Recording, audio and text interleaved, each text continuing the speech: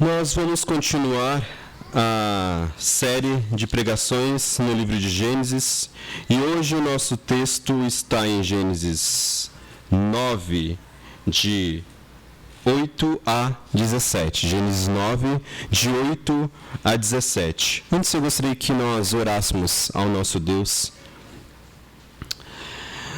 Deus, nós te agradecemos pelo privilégio que o Senhor nos dá de estarmos aqui reunidos para cultuar o Teu nome nessa manhã, Pai. Nós te pedimos, Senhor, fale aos nossos corações, fale para que possamos sair daqui transformados pela Sua palavra, pelo Seu agir em nosso meio, em nossas vidas. Fale, Senhor, para que o Teu Santo Espírito possa a cada dia nos transformar a imagem do Teu Filho amado Jesus, Pai. Nós te pedimos nessa manhã, Senhor, é em nome dEle, Jesus, que oramos. Amém. Vamos colocar de pé. É um trecho curto.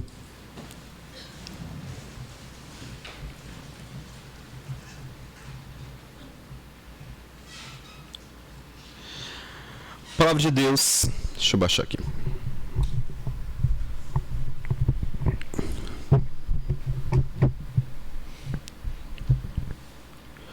A palavra de Deus fala assim: Deus também disse a Noé e aos seus filhos: Eis que estabeleço a minha aliança com vocês e com o descendência de vocês e com todos os seres vivos que estão com vocês, tanto as aves, os animais domésticos e os animais selvagens que saíram da arca, como todos os animais da terra. Estabeleço a minha aliança com vocês. Nunca mais os seres vivos serão destruídos pelas águas do dilúvio. Nunca mais haverá dilúvio para destruir a terra. Deus disse: Este é o sinal da minha aliança que faço entre mim e vocês, entre todos os seres vivos que estão com vocês, para todas as gerações. Porém, o meu arco nas nuvens, e ele será por sinal da aliança entre mim e a terra. Quando eu trouxer nuvens sobre a terra, e delas aparecer o arco, então me lembrarei da minha aliança, firmada entre mim e vocês, e todos os seres vivos de todas as espécies, e as águas não mais se tornarão um dilúvio para destruir todos os seres vivos. O arco estará nas nuvens, e eu verei e me lembrarei da aliança eterna entre Deus e todos os seres vivos de todas as espécies que há sobre a terra. Deus disse a Noé: Este é o sinal da aliança estabelecida entre mim e todos os seres vivos sobre a terra. Pode sentar.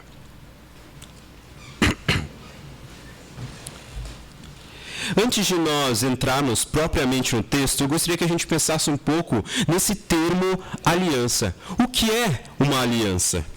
E é um termo que, de alguma forma, é difícil de definir. O termo aliança, berit, no hebraico. Porque ele é usado em referência a uma ampla variedade de acordos. Mas há uma definição muito interessante de Daniel Silene, que ele fala assim: aliança é um acordo permanente que define o relacionamento entre duas partes. Implica uma ou mais obrigações impositivas e solenes especificadas pelo menos uma das partes para com a outra, firmado por um juramento sobre a ameaça de maldição divina e ratificado por um ritual visual. No Antigo Testamento, o termo hebraico para aliança é berit, como eu já falei, mas esse termo é usado nas Escrituras para uma grande variedade de compromissos firmados por juramento em diversos tipos de relacionamentos. Se vocês analisarem o Antigo Testamento, vocês verão. Há referências sendo utilizadas para tratados internacionais, para alianças entre clãs, para acordos entre pessoas, acordo entre nações, acordos de lealdade e também em casamentos. Por exemplo, eu queria que a gente olhasse aqui alguns aspectos onde essa aliança é manifestada, esse tipo de aliança é manifestada. Por exemplo, aliança entre clãs ou tribos. Em Gênesis 14, 13, mais para frente, no livro que nós ainda estamos estudando, alguns nômades poderosos no deserto constituíram uma aliança de ajuda mútua para o caso de que se houvesse ataques inimigos. Aqui era, no fundo, uma aliança entre clãs ou entre tribos. Há também acordos entre pessoas. Vocês podem lembrar que mais para frente, também em Gênesis 31, depois de anos tentando levar vantagem um sobre o outro, Labão e o seu sobrinho Jacó finalmente firmaram um acordo de não se prejudicarem um ao outro. Esse era um acordo, uma aliança particular entre dois indivíduos. Mas há também acordos de lealdade. Se vocês lembrarem também, em Jonatas, filho de Saul, ele tinha uma grande amizade profunda com Davi. E durante anos e anos que Saul, seu pai, tentou matar Davi, ele de alguma forma firmou uma aliança com Davi, de lealdade para com Davi. Entre dois amigos, essa era uma aliança de lealdade.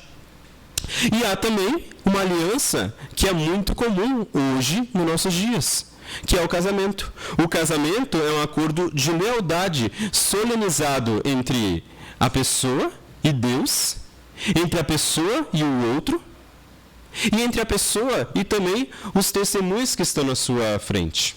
Então, há ali uma aliança. Inclusive, no casamento, nós temos um sinal, e que se chama aliança, para dizer que uma pessoa está casada com outra. É uma aliança que essas duas pessoas fizeram. Há também, e no nosso meio, e em muitas igrejas reformadas, aquilo que nós chamamos de pacto de membresia, que é nada mais do que uma aliança feita entre os membros daquela igreja, entre aquela pessoa que firmou a aliança e Deus, e entre aquela pessoa que firmou a aliança e ela mesma. Ela firmou uma aliança com aquelas pessoas.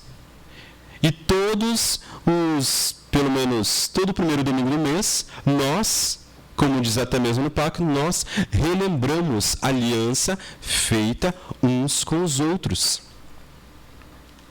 O mundo está envolto de alianças. Mas há algo que nós podemos confundir com aliança, que é o contrato.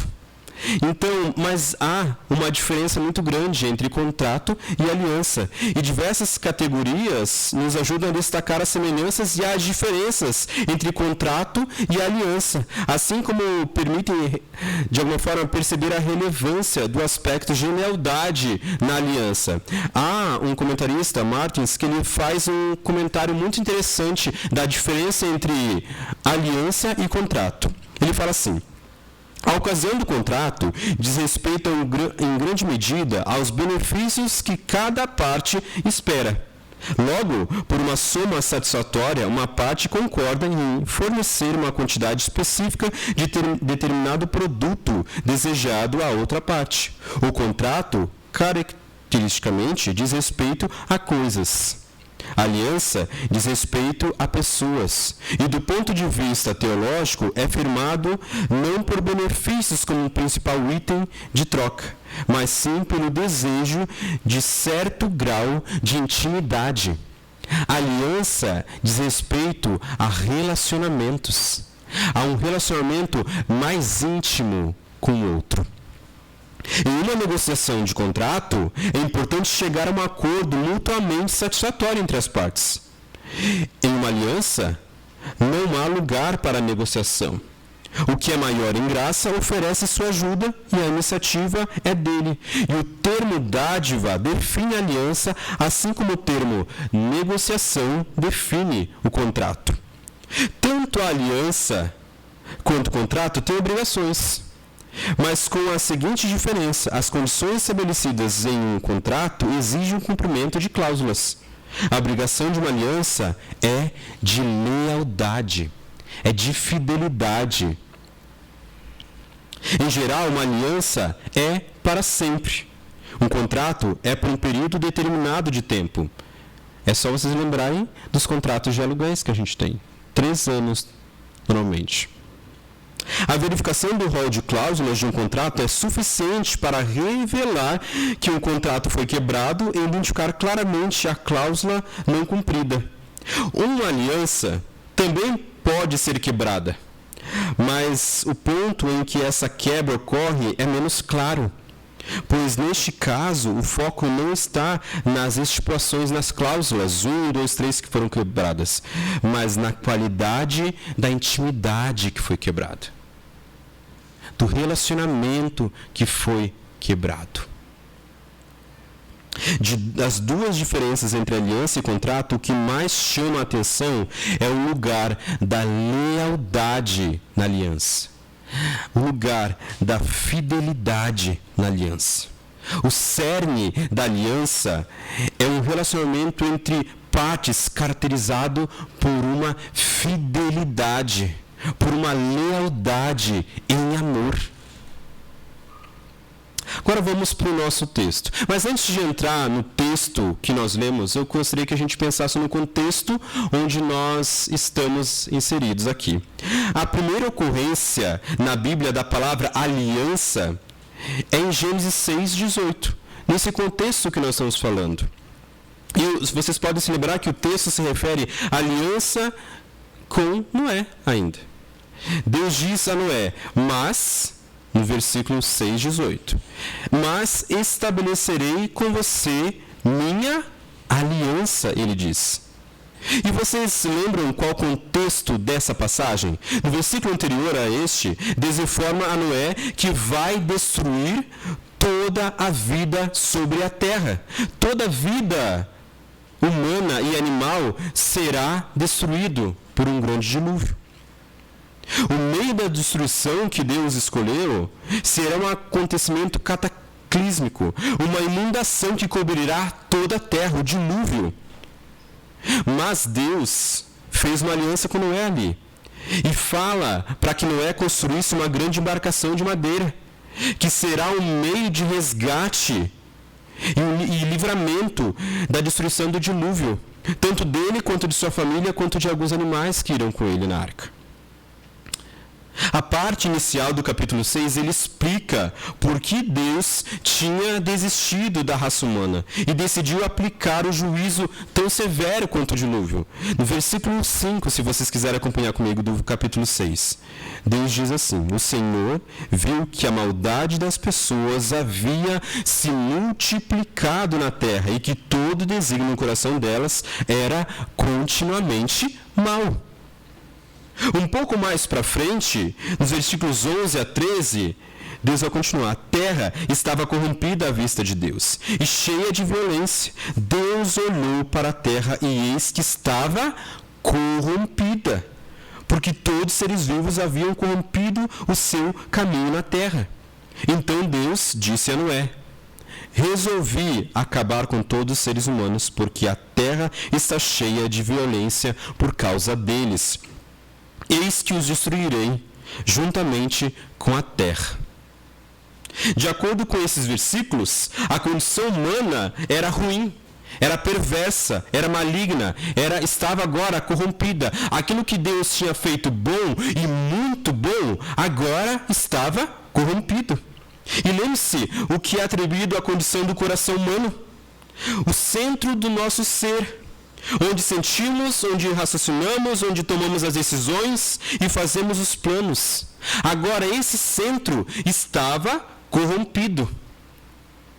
O mal no coração humano, que resulta na corrupção, na violência que Deus havia falado, leva Deus a tomar essa providência, conforme nós vemos nos versículos 6 e 7. Então o Senhor ficou triste por haver feito o ser humano na terra, e isso lhe pesou o coração. O Senhor disse: farei desaparecer da face da terra o ser humano que criei. Destruirei não apenas as pessoas, mas também os animais, os seres que rastejam, as aves dos céus, porque estou triste por havê-los feito. O dilúvio, portanto, foi um juízo divino em resposta ao mal no coração humano, a corrupção e a violência que haviam resultados desse mal. Depois de cumprir esse juízo, lá em Gênesis 7, Moisés vai nos falar, no começo do capítulo 8, algo extremamente fantástico. Ele vai falar: e Deus se lembrou de Noé, como havia prometido a Noé. Ele salvou ele, sua família, sua esposa e sua família e todos os animais que estavam com ele. Assim, as águas do dilúvio, depois que baixaram, depois que cessaram, Noé, sua família, seus filhos e suas mulheres, juntamente com todos os animais que estavam na arca, todos estes foram salvos por causa da graça e da aliança que Deus havia firmado com Noé. Noé fez, depois que desceu da arca, ali mesmo, um culto. Fez um sacrifício a Deus. E Deus, depois disso, lhes dá algumas instruções.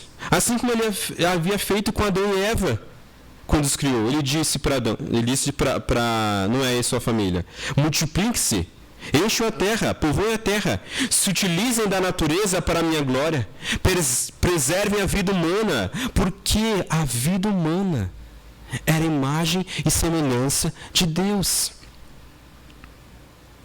Agora, na passagem que nós vemos hoje, que nós vamos estudar, em Gênesis 9, de 8 a 17, Deus agora vai expandir a declaração feita a Noé, em Gênesis 6, 18. Descrevendo agora as partes da aliança, a promessa dessa aliança e o sinal dessa aliança. Vamos ver as partes dessa aliança. As partes da aliança são mencionadas em seis maneiras distintas. Eu gostaria que vocês acompanhassem comigo. No versículo 9 e 10, Deus fala: estabelecerei a minha aliança com vocês e com a descendência de vocês e com todos os seres vivos que estão com vocês, tanto as aves, animais domésticos e animais selvagens que saíram da arca e com todos os animais da terra. Verso 12. Entre mim e vocês, entre todos os seres vivos que estão com vocês, para todas as gerações futuras. Verso 13. Entre mim e a terra. Verso 15. Entre mim e vocês e todos os seres vivos de todas as espécies. Verso 16. Entre Deus e todos os seres vivos de todas as espécies que há sobre a terra. Verso 17. Entre mim e todos os seres vivos sobre a terra. Essas declarações dos versículos 8 a 17 pode parecer para a gente, aos nossos ouvidos, repetição, né? Muito repetitivo aquilo que Deus está falando. Mas essa repetição é como se fosse o sino de uma grande catedral, tocando sem parar, reverberando que no futuro que Deus está se comprometendo com todos os seres vivos enquanto a terra existir. É Deus enfatizando que Ele está se comprometendo com toda a terra. Não há nenhuma dúvida sobre as partes especificadas na aliança. De 10 versículos, 7 são sobre as partes que Deus está dizendo. Como Ele está estabelecendo um compromisso com a vida que Ele criou. Esse pacto feito com Noé e seus filhos e seus descendentes, depois deles, todas as gerações futuras, nós hoje, juntamente com todos os seres vivos que habitam a terra, também temos os mesmos direitos a essas bênçãos que Ele prometeu nesse pacto. Todas as gerações futuras, nós estamos incluídos nesse pacto. Apesar de vermos as partes dessa aliança, é Deus que dá aqui o primeiro passo. É Ele que estabelece essa aliança, esse relacionamento novamente com o homem. Eu mesmo estabelecerei a minha minha aliança. 4 das 8 ocorrências da palavra aliança nessa narrativa são acompanhadas pelo pronome possessivo minha. Minha aliança. Confirmarei a minha aliança com vocês. Firmarei a minha aliança com vocês. E aqui a gente precisa fazer uma pausa para analisar a força do pronome minha aqui. Nessa declaração minha aliança. Já vimos que a aliança, seja qual for o entendimento dessa palavra, traz consigo a ideia de compromisso, de lealdade, de relacionamento, de intimidade. O que estamos vendo aqui é Deus se comprometendo com todos os seres vivos. É Deus novamente dando o primeiro passo para esse relacionamento com o homem e com todo o restante da criação. Deus, o Criador e sustentador de todas as coisas, está dizendo que quer se relacionar com a sua criação. E para isso Deus faz uma aliança com eles, com nós. E para que Deus cumpra essa promessa, essa aliança feita, não é exigido nada da outra parte, ou seja, de nós e do restante da criação. Não há cláusulas aqui. Não há condições para que ele cumpra. Deus unilateralmente assume a plena responsabilidade de cumprir a sua aliança, a minha aliança, como ele diz, independentemente da maldade do homem.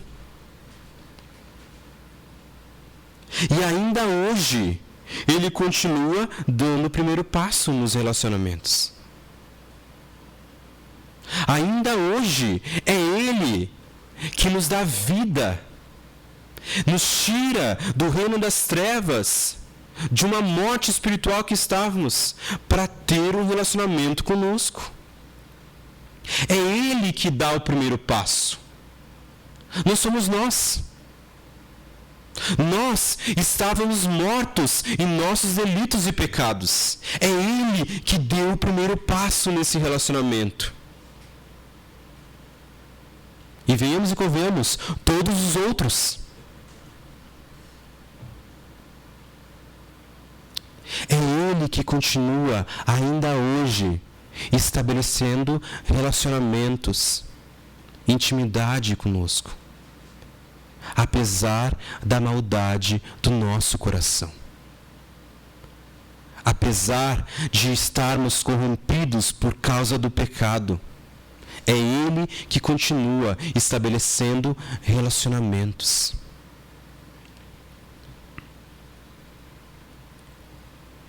E a pergunta que fica, depois de nós sabermos das partes, é: qual é a promessa feita a Noé? Gênesis 9, 11. Estabeleço a minha aliança com vocês. Nunca mais os seres vivos serão destruídos pelas águas do dilúvio.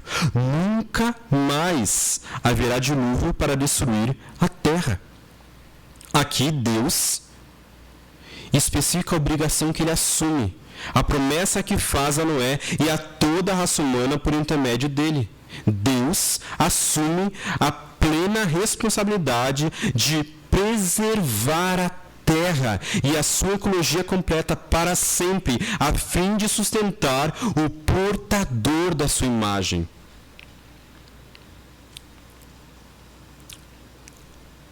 Mas essa decisão divina, ela nos é apresentada pela primeira vez em Gênesis 8, 21, se vocês podem lembrar.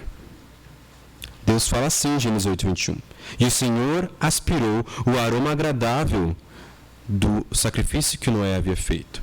E disse consigo mesmo: nunca mais vou amaldiçoar a terra por causa das pessoas. Por quê? Porque é mau o desígnio íntimo do ser humano, desde a sua mocidade. Também nunca mais vou destruir todos os seres vivos como fiz desta vez. Deus sustenta toda a criatura na terra pela graça de sua aliança feita com todo ser vivo, independentemente do homem. E a referência aqui à inclinação do coração da humanidade é má, remete à ocorrência que nós lemos lá em Gênesis 6:5, quando somos informados a causa do juízo. O Senhor viu o quanto se tornara grande a perversidade da raça humana sobre a terra, e que toda a inclinação dos pensamentos do coração humano eram, o tempo todo, somente mal. Mas olha o que Deus está dizendo nesse versículo 21 do capítulo 8. Deus declara que a condição da humanidade depois do juízo não mudou. Continua mal o coração humano. Continua inclinado para o mal. O coração humano, depois de haver visto e passado por toda aquela catástrofe, onde todo aquele que era mal morreu, continuam mal. O nosso coração, o coração humano, continua inclinado para o mal. A conclusão é que Deus teria plena razão se quisesse novamente exterminar toda a raça humana por meio de qualquer evento, se assim o quisesse. Porque o homem continua mau. E é por um único motivo que ele não faz isso. É por causa de sua graça e grande misericórdia para conosco. A terra é mantida e preservada apesar da situação humana, apesar do coração mau que temos. Logo, a aliança feita com Noé cria um firme cenário aqui para que Deus possa desenvolver o seu plano de resgatar o mundo caído. A promessa que ele havia feito a Adão e Eva, que um dia da semente da mulher viria alguém que esmagaria a cabeça da serpente. A preservação da vida tinha um propósito. A semente da mulher deveria vir para resgatar esse homem mau. Deus se compromete a preservar a ordem atual do mundo, de modo que a obra redentora possa ser consumada. O homem hoje ainda vive sob as estipulações inauguradas nessa aliança. A regularidade das estações deriva-se diretamente da determinação de Deus de preservar a terra, até que se possa cumprir a libertação do pecado que tanto almejamos. Época de plantio e de colheita, frio e calor, verão e inverno, dia e noite, nunca deixarão de existir enquanto durar a terra, de Gênesis 8:22. O mundo será mantido livre de grandes perturbações como o dilúvio. Em vez disso, a regularidade e a ordem que havia sido balançada no dilúvio, onde houve caos, agora Deus irá preservar a ordem até que se possa cumprir aquilo que ele prometeu no começo da humanidade e que ainda veremos o cumprimento. Deus a si mesmo se obriga a manter a palavra por toda a história do ser humano, sem exigir nada em troca. Como Deus é bom! Como Deus é bom! Apesar do mal em nossos corações. Toda vez que nos lembrarmos dessa passagem, devemos nos lembrar como Deus é bom. Mesmo sabendo que nós não cumprimos os nossos compromissos, Deus se mantém fiel às suas promessas, à sua palavra. Por isso, meu irmão, nós podemos confiar em Deus. Nós podemos ter segurança. Porque se somos infiéis, Ele permanece fiel. Porque não pode negar a si mesmo. Deus é fiel. Não ser fiel é negar a si mesmo. Mesmo que nós não cumpramos, não sejamos fiéis, não sejamos leais, Deus permanece fiel. Ele não pode negar a si mesmo. Ainda hoje Ele cumpre as suas promessas, mesmo sabendo que o homem é infiel. Deus não nos escolheu porque nós éramos bons, nem tampouco úteis para Ele, para os seus propósitos, mas por pura graça. Meu irmão, se Deus realmente te escolheu, Paulo declara lá em Filipenses 1,6, algo extraordinário. Estou convencido de que aquele que começou a boa obra em vocês vai completá-la até o dia de Cristo Jesus. E nós temos que crer, porque Deus é fiel. Se Ele começou a boa obra em nós, Ele vai cumprir até a volta de Cristo Jesus. Não porque você é fiel, não porque você não erra, porque venhamos e convenhamos, nós não somos infiéis. Quantas vezes decepcionamos a Deus? Quantas vezes somos infiéis com Deus que é fiel conosco? No nosso dia a dia, não precisa muito para negarmos a Deus. Quantas vezes somos infiéis? Mas Deus permanece fiel, apesar de sermos infiéis. Se Ele prometeu, se Ele nos elegeu, se Ele nos escolheu, Ele vai terminar a obra que Ele começou.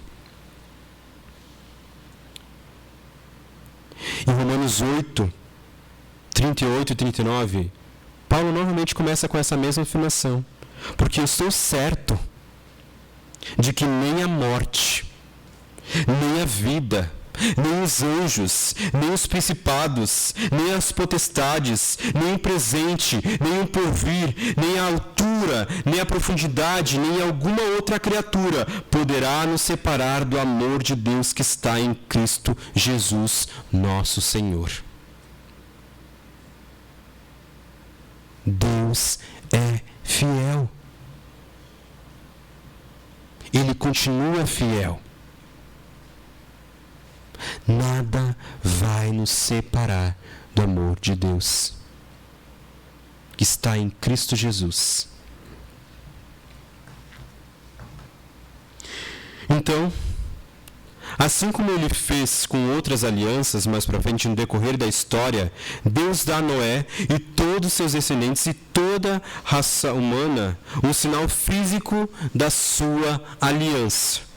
As alianças bíblicas geralmente são representadas por símbolos visuais, como, por exemplo, a circuncisão na aliança com Abraão, o sábado na aliança com Israel, no Sinai, né? E também a ceia do Senhor na nova aliança. Agora, Deus dá a Noé um sinal da sua aliança. Versículos 13 a 15. Porém, o meu arco nas nuvens, e ele será por sinal da aliança entre mim e a terra. Quando eu trouxer nuvens sobre a terra e nelas aparecer o arco, então me lembrarei da minha aliança.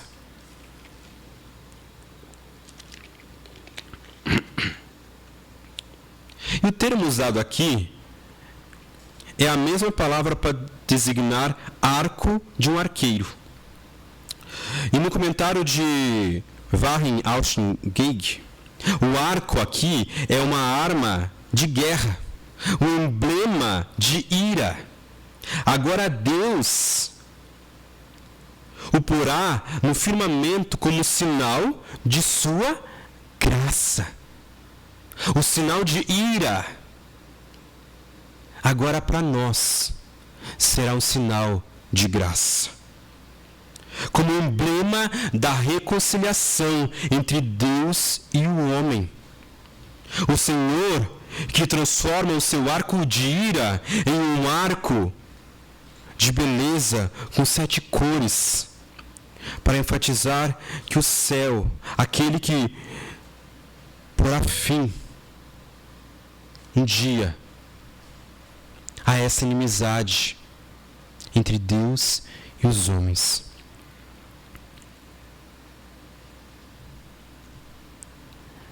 A beleza desse arco, contrariamente à triste obscuridade das nuvens, da tempestade, parece suficiente para fazer dele um sinal de graça de Deus.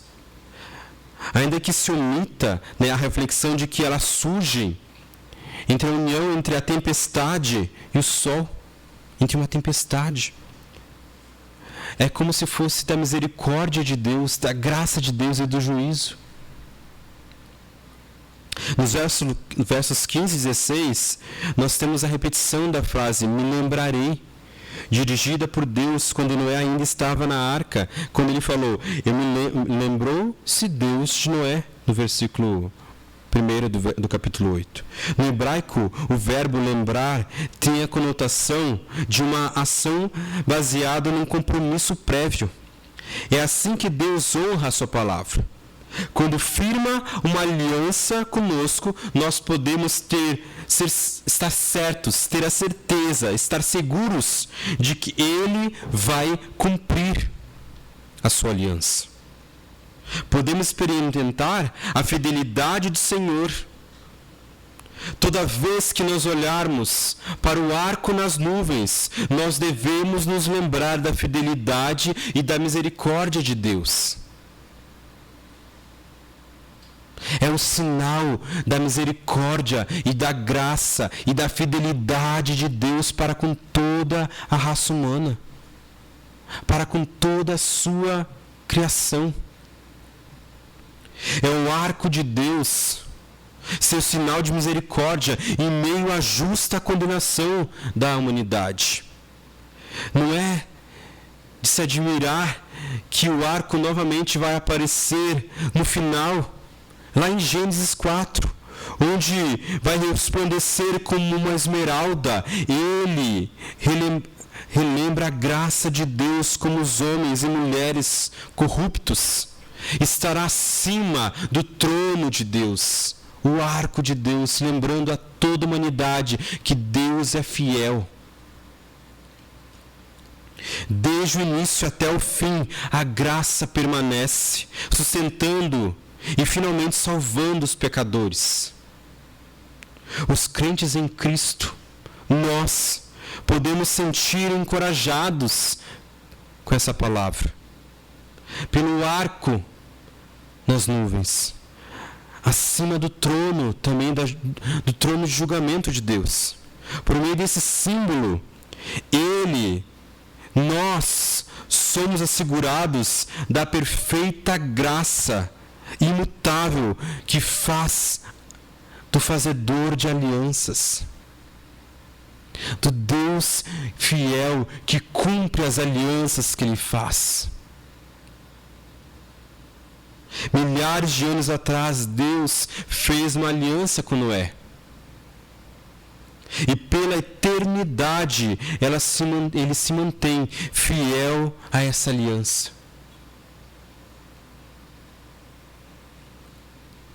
A aliança com Noé continua em vigor em nossos dias. O seu compromisso dura, como ele mesmo fala, de gerações e gerações, por gerações futuras, no verso 12. Ele vai falar no verso 16 que este é um acordo de uma aliança eterna. Quando Deus faz uma aliança, está estabelecendo porque a sua promessa é uma garantia de que Ele vai cumprir a sua aliança.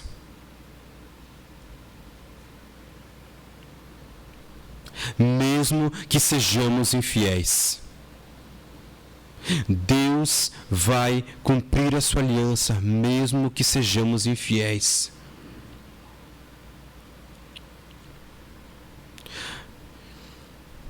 Você que nos ouve hoje e que não tem um relacionamento com Deus, saiba que Ele ainda hoje continua dando os primeiros passos.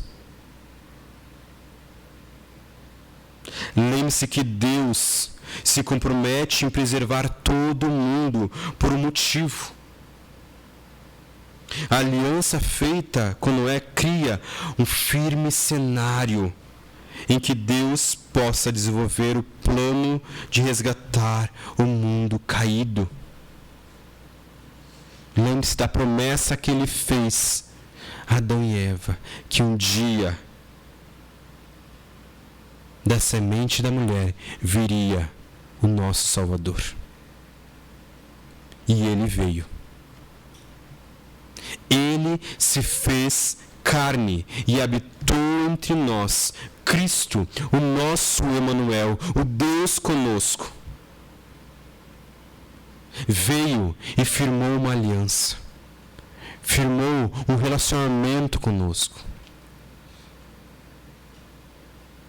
Ele veio com uma mensagem: arrependam-se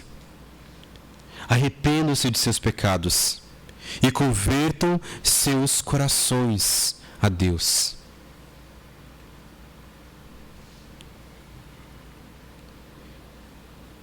Ele hoje te chama para ter um relacionamento com Ele. Se você entendeu essa mensagem, eu gostaria de conhecer um pouco mais sobre esse Deus que cumpre promessas, esse Deus que é fiel, esse Deus que não desampara. Eu convido a você a me procurar qualquer um dos presbíteros dessa igreja, a entrar em contato conosco se estiver nos assistindo, para que a gente possa te apresentar esse Deus e que você possa ter um relacionamento com Ele. Mas você, meu irmão, essa mensagem é para nos relembrar de que Deus é fiel, que Deus cumpre a sua palavra, que Deus é fiel.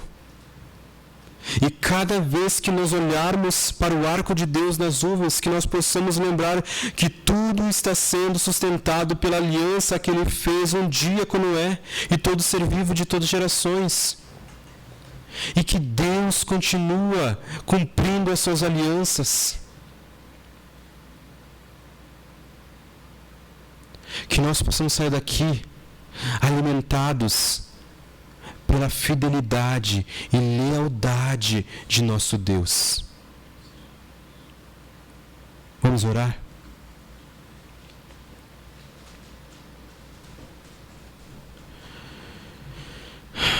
Deus, nós te agradecemos, Pai. Não temos palavras para te agradecer o quanto somos gratos por sua fidelidade, Pai. Porque nós sabemos que sem ela nós seríamos consumidos, assim como aconteceu no dilúvio, Pai. Porque o nosso coração continua mau, Pai. Nós ainda merecemos a sua ira, mas por pura graça o Senhor nos salva. Por pura graça e misericórdia o Senhor nos resgata. O Senhor nos dá vida enquanto estamos mortos. O Senhor firma novamente um relacionamento que foi perdido lá no Éden, Pai. Onde andávamos na virada do dia contigo. Nós te pedimos, Pai, nos ajuda a cada dia a afirmarmos a nossa esperança nesse Deus que é fiel, que não se abala por causa de nada nem mesmo por causa da maldade do homem, Pai, mas que continua fiel à sua palavra. Nós te agradecemos por isso, Pai. Que possamos sair daqui, Deus, com nossos corações cheios dessa esperança no Deus fiel. É no nome de seu Filho amado Jesus, aquele que cumpriu aquilo que o Senhor prometeu a nós, Pai. Nos resgatando, Deus. Nosso Cristo Jesus, o nosso Deus conosco, que oramos. Amém.